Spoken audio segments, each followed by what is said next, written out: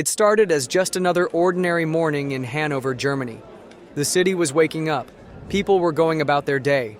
No one had any idea that disaster was moments away. Then, without warning, boom! A freight train, loaded with military ammunition, suddenly erupted into a massive fireball, sending shockwaves across the city. In just seconds, firefighters, railway workers, and bystanders were caught in a disaster no one saw coming. But how did an ordinary train carrying supplies turn into one of the most devastating railway explosions in German history? What went wrong? Who was responsible? Stay with us as we uncover the terrifying events of the Hanover-Linden freight train explosion. Hanover, Germany, a city with a population of 534,049 as of December 2020. It is located 84 miles south of Hamburg and 36 miles west of Brunswick. A central hub in Germany, known for its industry and railway network, being the capital of the federal state of Lower Saxony and a major transportation hub with an airport and several train stations for both passengers and freight. In the southwestern district of Linden-Limmer lies Hanover-Linden Station, a key link in the city's freight network. It connects to the Hanover Freight Bypass Railway, a route built in 1909 to divert freight trains away from downtown, reducing congestion at the main station. This electrified double-track line runs 26.9 miles, circling Hanover's western and southern outskirts to keep cargo moving efficiently. The train involved in the disaster was DG 57767, a mixed freight train with over 42 axle cars, traveling westbound through Lower Saxony. Among them, cars 32 to 35 belonged to the Belgian SNCB, simple boxcars designed to carry various goods on pallets or in bags. Before shipping containers became common, these boxcars were the backbone of railway freight transport. These 4 boxcars were carrying ammunition for the German army, 216 projectiles for the M107 tank in each car. Each shell was 175 millimeters in diameter, weighing 95 pounds, and packed with 15 pounds of TNT. From the outside, these cars looked like any other freight car. The only warning was a small orange sheet, just 4 by 8 inches, indicating the explosive cargo inside. On June 22nd, at about 7:45 a.m., a freight train called DG 57767 was traveling west on the Hanover Freight Bypass Railway. The train was carrying almost 1,000 tank shells, which were being sent to England for a German army training exercise.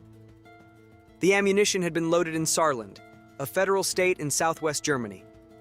At the same time, in the Linden-Limmer district, firefighters at Station 4 gathered for their morning assembly. Among them were Mr. Krohn and his younger colleague, Mr. Hermann Krohn, who was assigned to ride on the water tender truck, a specialized vehicle carrying water and foam for firefighting. But since Hermann had never responded to an emergency before, their supervisor asked Krohn to let him take the spot instead.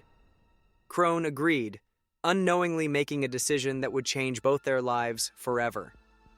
As DG 57767 reached the southern edge of Hanover, passing through the Wülfel district, a railway worker noticed sparks flying from underneath car 35. He suspected a stuck brake, a serious issue that could overheat the wheel assembly. As the train continued through the city, more witnesses saw the same alarming sight. Concern grew, and a decision was made to stop the train at Linden's freight yard for inspection. At the yard, 26-year-old Mr. Liedtke was on duty when the train rolled in. What he saw was far worse than just sparks. Flames were now coming from under car 35. His co-worker immediately called the fire department, reporting a freight car on fire. The call went to Fire Station 4, sending firefighters, including Mr. Hermann, rushing to the scene. Mr. Krohn, who had stepped down from the water tender truck that morning, remains at the fire station. Seeing the flames, Liedtke grabs a fire extinguisher and rushes toward the burning freight car. But just a few steps away, he notices something chilling, the small orange warning sheet marking the cargo as explosive. Realizing the danger, he quickly uncouples car 35 and the ones behind it, then signals the train driver to move the rest of the train to a safe place. At that moment, fire trucks arrive. It's 8:09 a.m. Liedtke starts running toward the firefighters, but before he can reach them, the freight car explodes. The explosion is massive. The freight car is completely destroyed, leaving a huge crater 49 feet wide. Pieces of metal fly everywhere, tearing through the fire trucks, and the command vehicle is tossed into the air like a toy. Mr. Herman, Mr. Liedtke, 7 firefighters, and 3 railway workers had no chance to escape. All 10 were killed instantly. Minutes after the explosion, another group of firefighters arrives, only to see complete destruction. Debris is everywhere. The ground is littered with twisted metal, and the steel rails are bent like cooked spaghetti. Nearby, another train carrying cars has derailed, making the disaster even worse. In total, more than 70 train cars are damaged. The warehouse near the blast site is barely standing. Its roof and platform side wall are completely gone. Only one fire truck, which was protected behind a brick building, is still undamaged. The rest are full of holes and torn apart by the blast. Miraculously, 2 firefighters from the first group survive. One was bending down behind a truck's engine, changing his boots. The other was reaching for something inside a vehicle, unknowingly shielding his head at just the right moment. But the destruction spreads far beyond the train yard. 40 people are injured, some as far as 655 feet away. The explosion sends gravel, metal fragments, and shrapnel from the ammunition flying in all directions, turning them into deadly projectiles that tear through everything in their path. At Fire Station 4, nearly a mile away, Crone hears the deafening explosion. The shockwave shatters windows, sending shards of glass and debris flying across the yard. Even 3 miles away, fragments of wreckage are later found. A thick cloud of smoke rises over the city, marking the site of the disaster.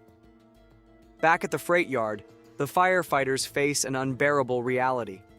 Before they can fight the flames, they must help their fallen colleagues.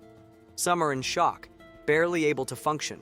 Memories of the war, which ended less than 30 years ago, come rushing back. The victims are almost impossible to identify. In some cases, authorities can only tell who died by checking who never returned or who was found injured in the hospital.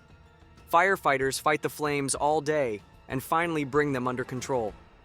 Thanks to Mr. Liedtke's quick thinking, the burning freight car was separated from the rest of the train, and the driver was able to move the first 34 cars to safety. This prevented an even greater disaster. The financial toll is staggering. 40 million Deutsche Marks, 24.79 million USD today. The freight yard is nearly destroyed, requiring new tracks, overhead wires, and even foundations. Investigators struggle to determine the exact cause of the explosion. The ammunition was stored correctly, meaning it couldn't have detonated on its own. But finding answers is nearly impossible. The freight car that exploded, along with those behind it, was completely destroyed. As investigators piece together witness statements, a likely cause begins to emerge: a stuck brake. But when questioned, no one had called to stop the train. The reason? The small orange warning sheet was too easy to miss as the train passed by. If the railway worker in Vilfel had known about the highly explosive cargo, he would have stopped the train right away, possibly preventing the fire entirely. A few weeks after the disaster, an experiment is conducted in Minden. Investigators deliberately jam the brake on an identical freight car and measure the temperature as it drags along the tracks. The results are shocking. Heat levels reach 1,000 degrees Celsius. The ammunition in car 35 could only withstand 200 degrees Celsius before detonating. On May 1st, 1970, new laws take effect, making the transport of explosive materials safer. The changes include special wheel bearings to prevent overheating and protective metal plates to stop sparks from reaching the freight car's body. In the wake of the disaster, more safety measures are introduced. The amount of explosives allowed on a single train is reduced. And if the train's brakes are strong enough, the brakes on explosive cargo cars must be disabled to prevent overheating. Markings on explosive cargo are also improved, making them larger and more visible, so future railway workers won't miss the warnings. With these changes in place, the investigation comes to an end. No one is ever charged, and no trial is held for what happened that day. The Hanover-Linden train explosion was a disaster that could have been prevented. A tiny warning sheet, a missed radio call, and a stuck brake. Small details that led to a massive tragedy. It changed railway safety forever, but at what cost? 9 firefighters, 3 railway workers, gone in an instant. What do you think? Should someone have been held responsible? Or was this just an unavoidable accident? A tragic chain of events no one could stop? Let us know your thoughts in the comments below.